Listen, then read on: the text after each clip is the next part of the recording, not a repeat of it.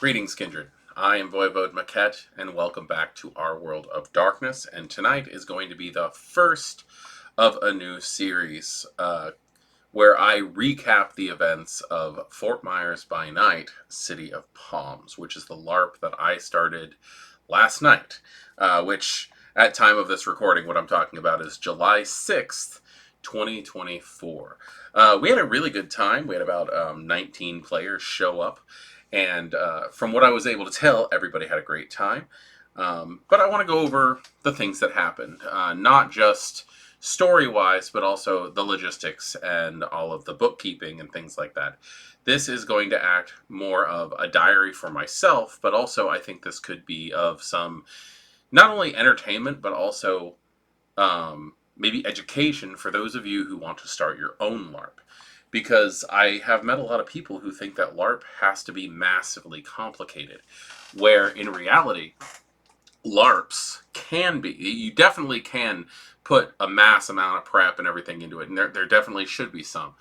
I don't think LARPs are as complicated as running a tabletop. In fact, I have limitations to what I can run on tabletop. At a tabletop, I can run up to like 10 people. I prefer like 4 to 6 people in a tabletop, but I can run up to 10. When it comes to a LARP, I don't have a number. When I got signed up to do one of the major LARPs for By Night Studios, one of the first questions that I was asked by BNS was how many people I think I could handle. My response to them was how many people can legally and comfortably fit in the room we're going to be playing in. Because I give the story beats for LARP, but the majority of the work is done by the cast, by the players themselves. So there's not really much stuff to do. So let's just go over what I did to prep for last night's first episode of Fort Myers by Night. First off, a little while ago, we are playing at Cool Comics and Games in Cape Coral, Florida. I'll probably put a link to this link in the description about Cool Comics themselves, because if you are in the area, which I know a majority of the people who watch this channel are not, but if you are in the area and want to participate on the first Saturday of every month, we will be playing Fort Myers by Night, City of Palms at Cool Comics and Games. The first thing that I did was we had these made up, and this was a group effort between myself and well, generally the players who helped me edit it, and also Serendipity, who helped me go through and put this thing together in this beautiful setup. This right here, that's a picture of the Fort Myers skyline.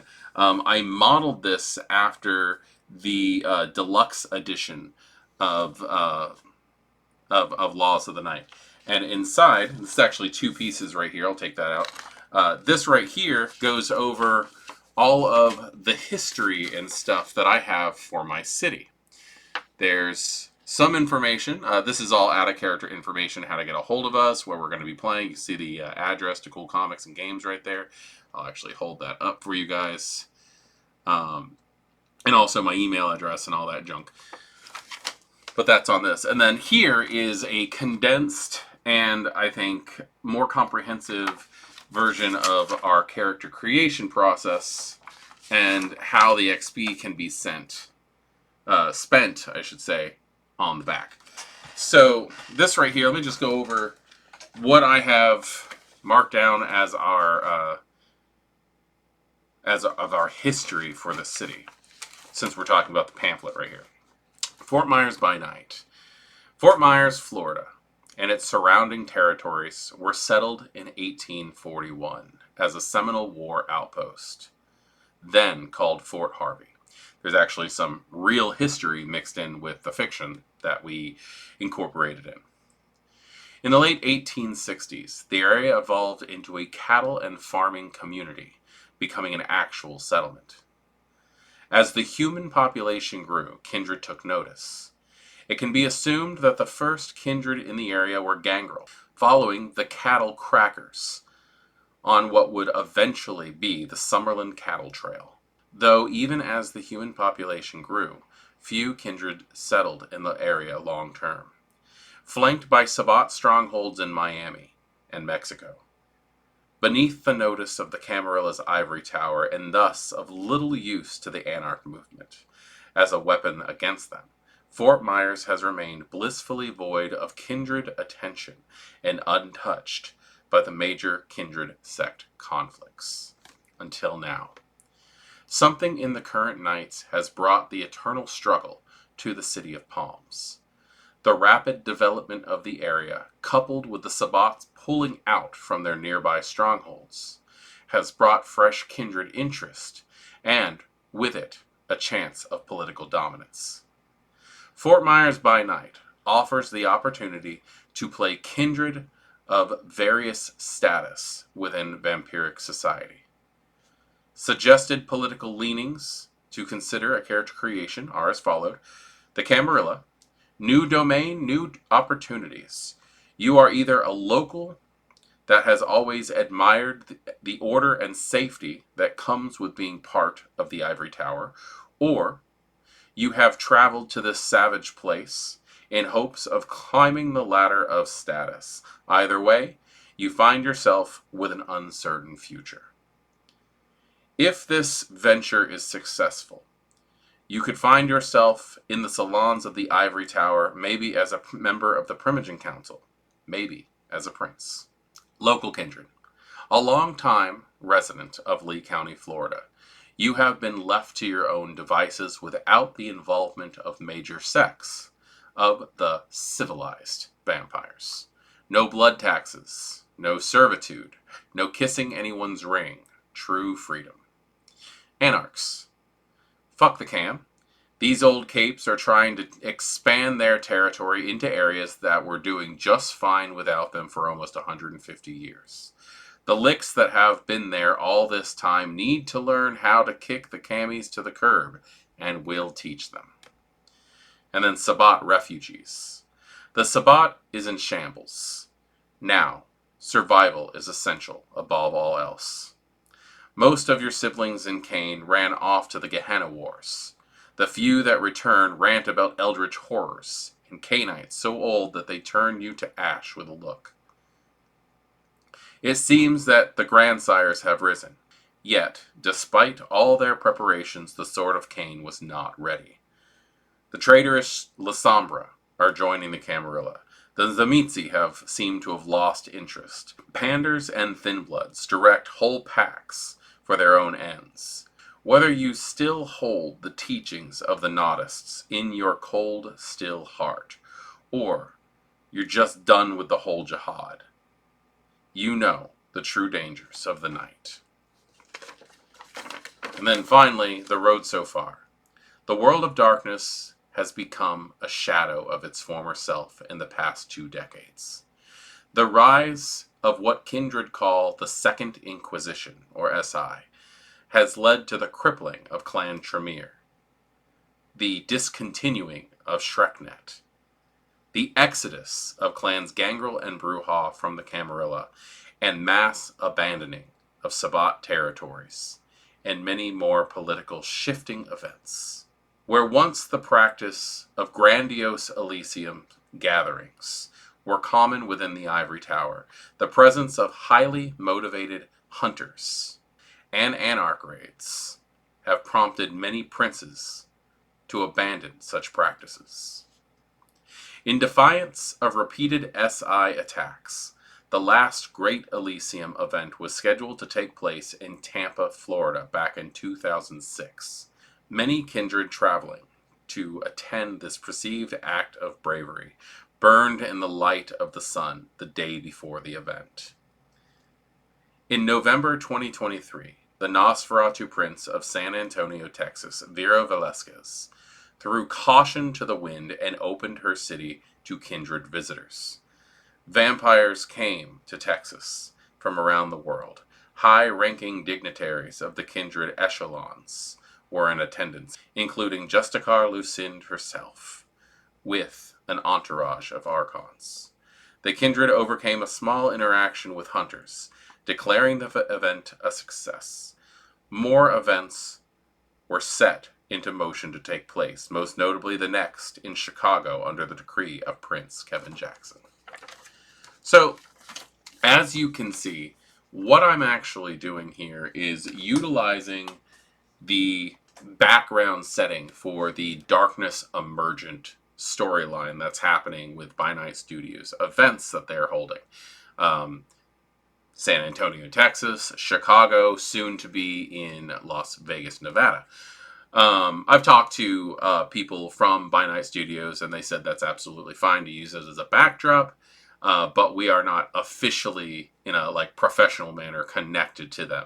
That way, just in case I decide to say that all of the antediluvians decided to rise up from the Gulf of Mexico and do a conga line across the United States, they'd have the ability to pull the plug and say that shit's not happening, which I completely understand. But I am using it as a background story. In fact, the drama that is happening in the Darkness Emergent event around my character, Mekhet, where he is making it so that people are now taking notice that Lee County is not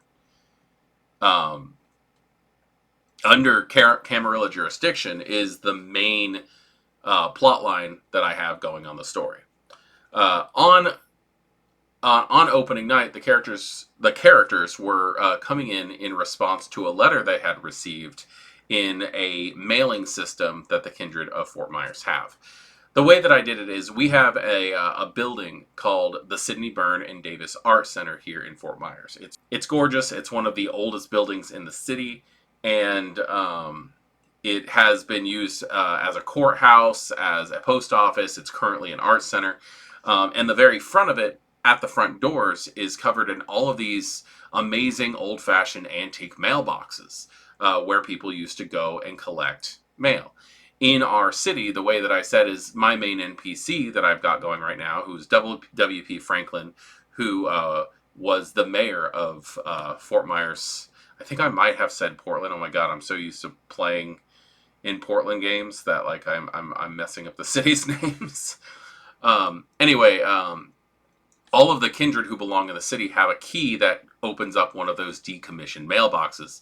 And this character, W.P. Franklin, who, like I said, was the mayor of Fort Myers in 1917, he puts letters in these mailboxes and then uses the summon discipline of presence to bring them to that location at their convenience to collect their mail. So basically, they just get a psychic notification that they have mail waiting for them. The letter that came out before game, what the characters were responding to, said, "Salutations one and all. I know it has been some time since I've had the need to spread the word to our social order of Lee County, but there are some things that need to be discussed. Where I would like to just include in this newsletter all the little details of these happenings, I find that these findings might be too sensitive to display in print.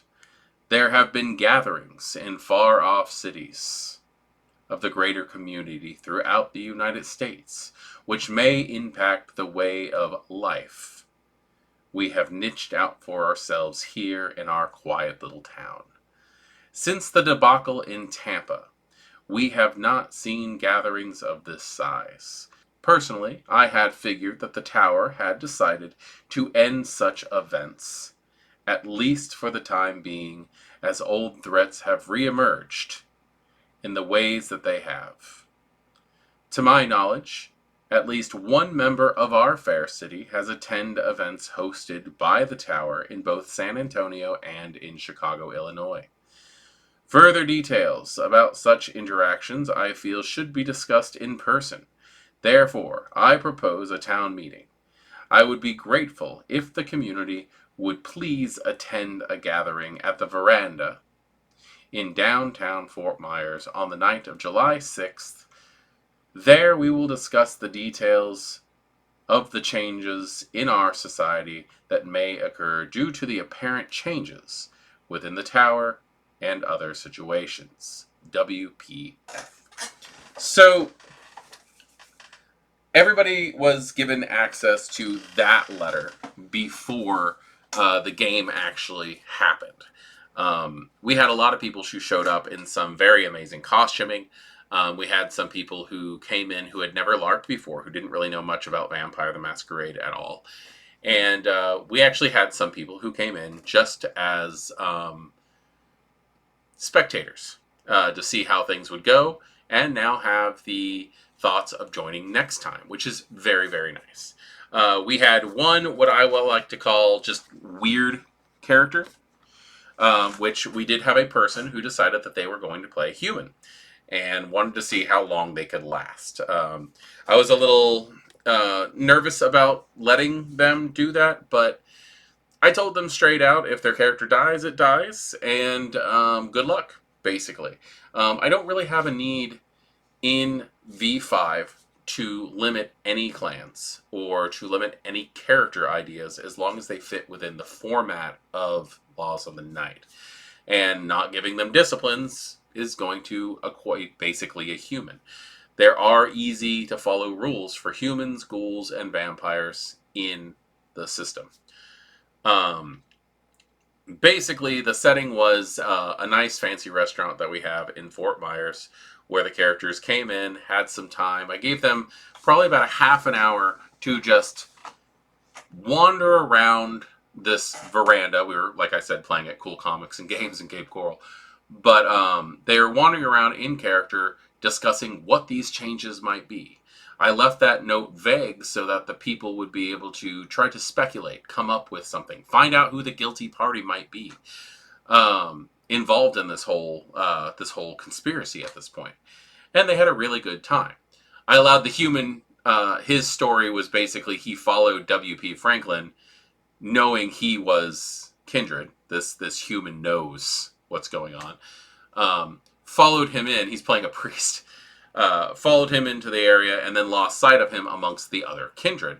And then was just stuck wandering around nearly 24 vampires trying to figure out exactly what his next move was going to be, because he's playing a character who has the need to try to redeem vampires, possibly once he learns a little bit more, maybe even try to get them on Golconda.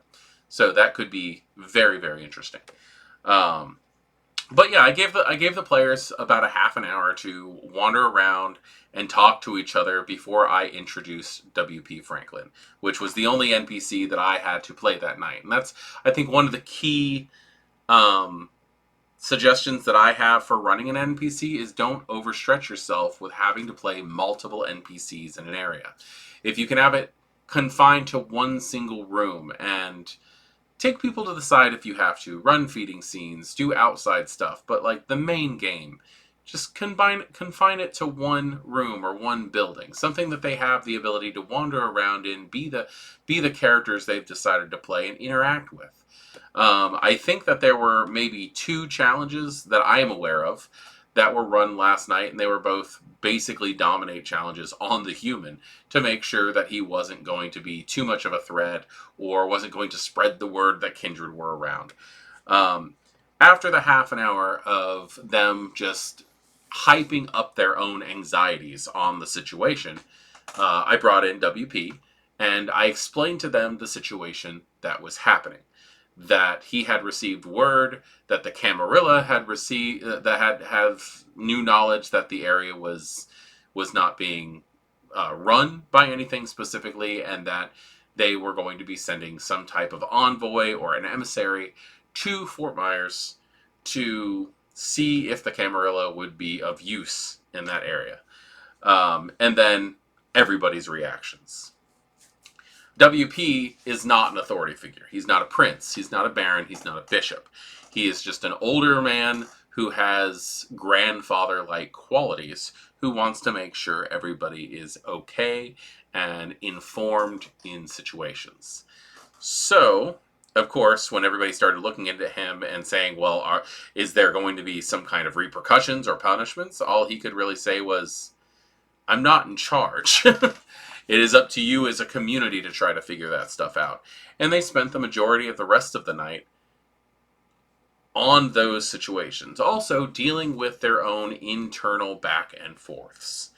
Now that that is done, because we did end the game shortly after that happened, we have everybody that I'm aware of on the Discord.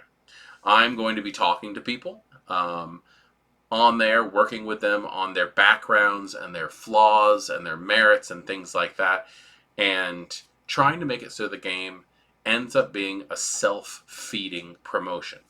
Those people who have enemies on their sheet will be given enemies in-game from other players. Those who have allies will end up having allies that end up bumping into other characters. It's going to become a self-run LARP system. Now, unfortunately, next month, the first weekend in August, I'm not going to be here to run the LARP. So we do have my assistant.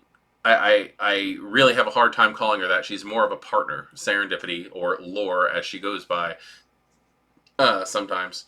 I really just need to start calling her Lore.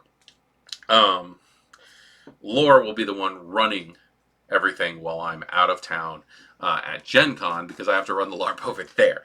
But I think she's 100% ready to handle things. From what I understand, the event that she's going to be running is her character, who is a gracious little Southern belle named Giselle Rose, is going to be doing a Kindred tea party to get to know the Kindred of the city a little better, because her character just arrived this last couple weeks or so.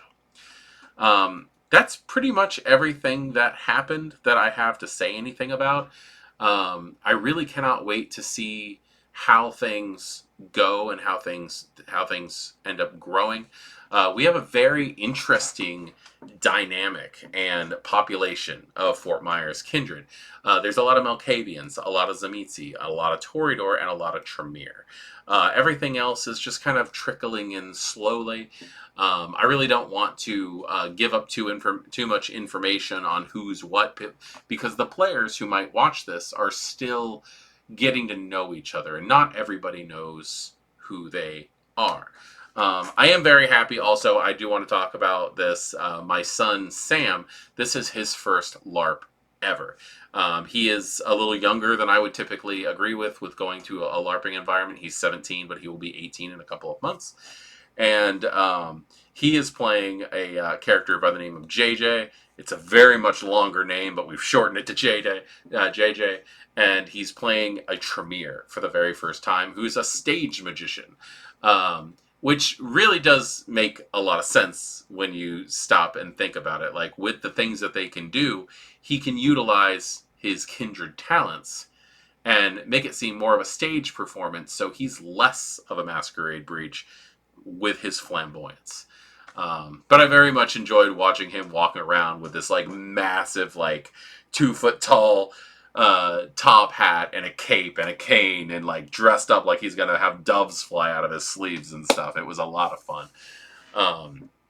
But other than that, also we do have this one player named Elise who plays this tiny little Toreador who is just as bloodthirsty as anything I've ever seen. Like, a lot of these characters that came out are just a lot of fun, and a lot of them are also incredibly subdued. So as time goes by, in these videos, I plan on doing more like character profiles, where I'll probably get like probably do some group pictures or something like that. But last night was just mainly about getting things started. One last thing I think I'm going to cover. I think I might have already said that, but like another thing that I need to cover is the fact that when you're doing a LARP, another thing to take in consideration is the concept of lines and veils and how difficult that might be to incorporate in a game with as many people. Some people might think 20 people is enough or even too much, and that's 100% understandable. I'm just comfortable with a lot. The old Souls Who Brave the Darkness LARP that I participated in had upwards to, like, close to 300 players. And that's not daunting to me if there's enough room for people to move around. So how do you handle lines and veils when it comes to that? Well, a player from the Chicago event that I participated in, she has become a member of my online gaming troupe. And when we were talking about like the various things that could happen in certain games, she wanted to make sure that she was being taken care of where she needed to be taken care of. So she sent me an RPG consent form. Anyway, you can get this on Drive Through RPG, and it is an amazing form. I very, very much love this thing so freaking much. I'm going to be using it in probably all my games from now on. But it runs through everything on like what your GM's name is, the player name, planned game themes, and it goes over a green, yellow, red, as in green is go, yellow is okay, if like it's a veiled kind of situation, and red is like hardline no. And it goes over stuff like different things that could pop up in horror, different things that could pop up in relationships and social and cultural issues, mental and physical health issues, and also leaves room for people to write in things.